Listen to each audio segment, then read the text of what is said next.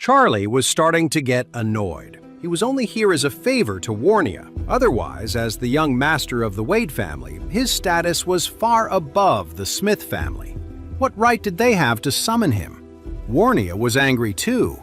Honor. You can choose not to believe in certain things, but you have no right to disrespect them. Honor snorts coldly. Respect? I only respect masters with real talent and knowledge. As for con artists, they don't deserve my respect.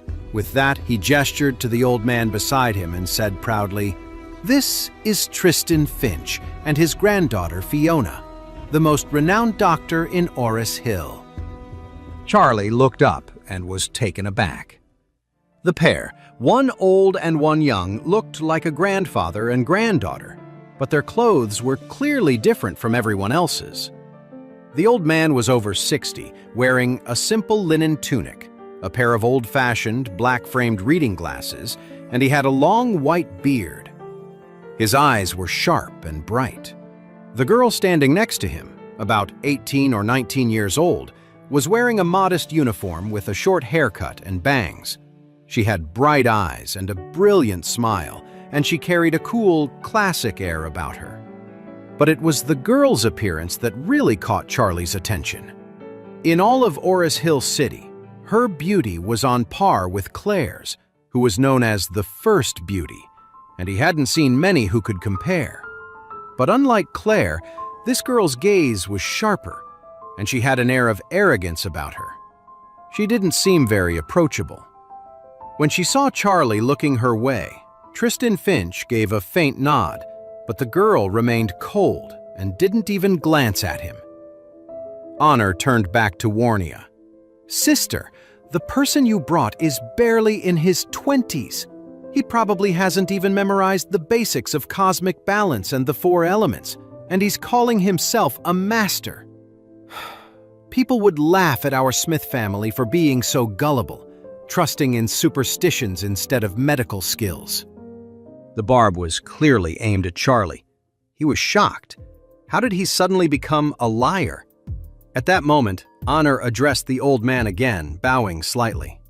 "Mr. Finch, my sister is just being naive and jumping to conclusions. Please don't take it personally." Tristan replied modestly, "Youth doesn't necessarily mean a lack of talent. Mr. Smith, you shouldn't be so quick to doubt this young man." Honor sighed. "You don't know the half of it, Mr. Finch. My sister is always falling for scams when she's desperate. She gets deceived all the time." Waria's face darkened. "Honor? What's that supposed to mean?" Honor shot back. "Am I wrong? I heard you got played by some so-called energy consultant from San Francisco not too long ago. Have you already forgotten about that?" "You!" Waria sputtered, her face flushed with embarrassment. The whole incident with Everett Sutton had been a huge mistake on her part. She never expected to be fooled by a con artist. Luckily, Charlie had been there to see through the scam. Otherwise, she would have been in serious trouble. However, Honor obviously didn't know about Charlie's abilities, so he had no problem running his mouth. He turned to Charlie again. "I don't know how you tricked Waria, but I'm not about to let you pull one over on the Smith family." "This is Mr. Finch. His family has served as presidential physicians for 3 generations. You're just a young liar. I suggest you get out of here now, before you find yourself in trouble." Waria's face was beet red, but she couldn't find a good comeback. After all, Charlie really did look too young. His age alone was unconvincing. If she hadn't seen Charlie's incredible abilities with her own eyes, she wouldn't have believed it either. To her surprise, Charlie remained completely calm. He just smiled and said, "It's fine. Nobody like me is just here to watch and learn. I would never get in the way of this master physician while he's trying to heal someone." "Good. At least you know your place." Just then, a middle-aged man rushed out of the house. "Waria! Honor! Your grandfather is about to pass away!" Tristan quickly asked, "Where is Cedric Smith? Let me see him immediately." "He's in the back wing of the house. Please, follow me," Honor said, quickly leading the way for the doctor and his granddaughter. Waria quickly pulled Charlie along to follow. When they entered a lavish, classic-style room in the back wing, they saw a dying old man lying on a large bed made of gold and oak. The old man's face was gaunt. His skin had a pale, waxy sheen, and his brows were knitted together as if he were enduring immense pain. Tristan said at once, "Mr. Smith is in critical condition. Please allow my granddaughter and me to begin treatment immediately." Honor hurriedly said, "Mr. Finch, please, do whatever you can." Tristan nodded, but he didn't perform the treatment himself. Instead, he stood by the bed and gestured for the young woman to begin. A silver needle lay on the bedside table. The woman picked it up and began to expertly pierce Cedric's skin. Her acupressure technique was incredibly skillful, even more so than a holistic medicine expert who'd been practicing for 20 or 30 years. It was no wonder that, despite her youth, the Smith family members were confident in her abilities. The young woman was undeniably attractive. She wasn't just beautiful and charming. She also had a look of confident strength in her eyes. Her appearance and her presence were both top-notch. But Charlie wasn't focused on her beauty. He was looking deeper, at her inner self. He could see that when she placed the needles, she was channeling a small amount of core energy. That made her, in a way, a fellow practitioner. According to the principles of ancient mysticism, there are 5 major disciplines. To practice any of them, one needed to cultivate core energy, which was the foundation of true mastery. Charlie could tell at a glance that Tristan Finch and his granddaughter belonged to the discipline of the mountain. The biorhythmic pulse discipline is based primarily on medical skills, starting with medicine, then learning martial arts, and finally mastering pressure point combat. But even if Tristan and Fiona were fellow practitioners, they were still just mortals. And all mortals could only channel a limited amount of core energy.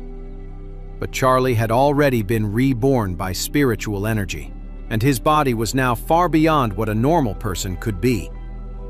The core energy cultivated through the 5 elemental arts might sound similar to the spiritual energy in Charlie's body, but they were as different as night and day. It was a complete and total distinction. To put it simply, it was the difference between coal and diamonds.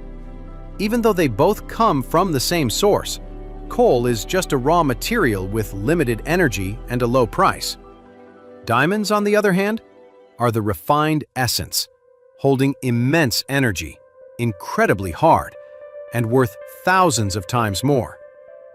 Many practitioners of the energy channels trained their entire lives hoping to cultivate even a tiny trace of aura, because once someone has an aura, even a small amount can dramatically increase their power level and extend their life.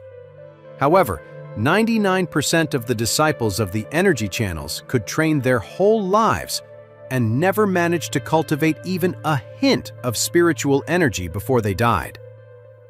"Thank you both for your hard work," the middle-aged man from the Smith family said gratefully. At his signal, his nephew Honor quickly brought over a cup of artisanal tea and offered it to them. The young woman quickly set down the silver needle. She was breathing heavily as she took the teacup and drank it down. Even though she was only about a third of the way through the acupuncture treatment, Cedric's face had already regained some color, and his breathing had become more even. The Smith family members gathered around them looked both joyful and impressed.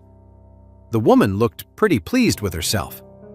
After drinking the herbal tea, she shot Charlie a smug look, as if to say, "See? Look how good I am." Charlie didn't say a word, his face completely blank. Actually, if she had better control of her core energy and applied it properly, she wouldn't have had to use so much of it, and she wouldn't be so exhausted. But Charlie couldn't offer any advice. He didn't want to get tangled up with this spitfire. Charlie turned and looked at Cedric Smith's condition, his brow furrowed. After the woman's acupuncture, Cedric's condition had improved, but it was only on the surface. Cedric had old injuries deep in his body. His muscles and veins were damaged, His circulation was poor, and several of his organs were already starting to fail. The woman's treatment just now only addressed the symptoms, not the root cause. On the surface, Cedric's complexion looked healthy, but in reality, she had only suppressed the underlying damage. In 2 days, he would relapse. The illness would come back with a vengeance, the symptoms would be much worse, and it would be fatal. This so-called genius doctor had only bought him 2 or 3 more days of life. Seeing this, Charlie made a decision. He stepped up to the bed, picked up the silver needle from the table, and said calmly, "The old man still has a hidden injury. Let me place a needle."